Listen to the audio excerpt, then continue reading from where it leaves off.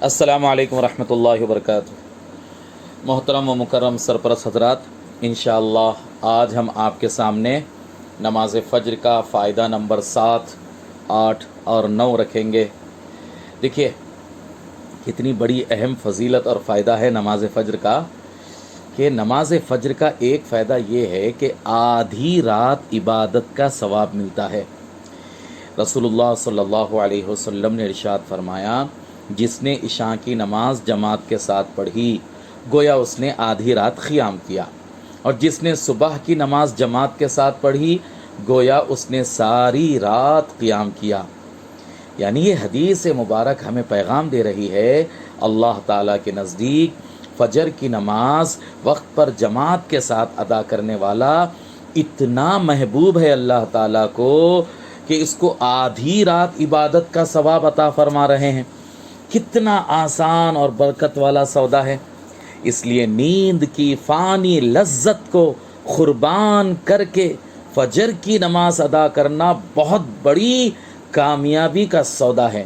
اللہ تعالی ہمیں با جماعت فجر کی نماز ادا کرنے والا بنا دے، آمین۔ فائدہ نمبر 8 سنیے آپ۔ نماز فجر کا فائدہ یہ ہے، جنت میں داخل ہونے کی خوشخبری حاصل ہوتی ہے۔ دیکھیے اللہ کے نبی کیا ارشاد فرما رہے ہیں۔ آپ صلی اللہ علیہ وسلم نے فرمایا، جس نے 2 ٹھنڈی نمازیں فجر اور عصر ادا کی وہ جنت میں داخل ہوگا۔ اللہ اکبر۔ اس حدیث سے عصر کی نماز کے ساتھ فجر کی نماز کی اہمیت معلوم ہو رہی ہے۔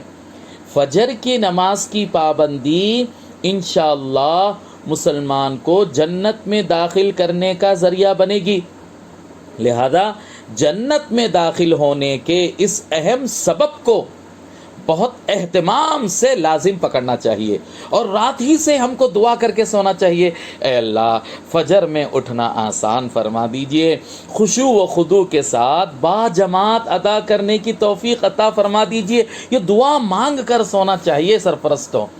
کتنی بڑی ایک اہم فائدہ سنیے فجر کی نماز کا۔ فجر کی نماز کا ایک فائدہ یہ ہے کہ ہمارا بیٹا، ہماری بیٹی اور ہم دوزخ سے نجات کا ذریعہ بنتے ہیں۔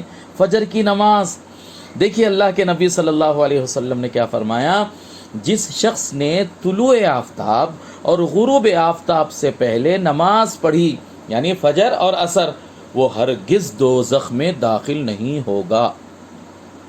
کتنی بڑی فضیلت ہے۔ ان 2 نمازوں کو اہمیت اور عظمت کی وجہ سے نہایت اہتمام کے ساتھ ذکر کیا گیا ہے، اور ان کی پابندی کرنے والے کو جہنم سے نجات کی خوشخبری دے رہے ہیں اللہ کے نبی۔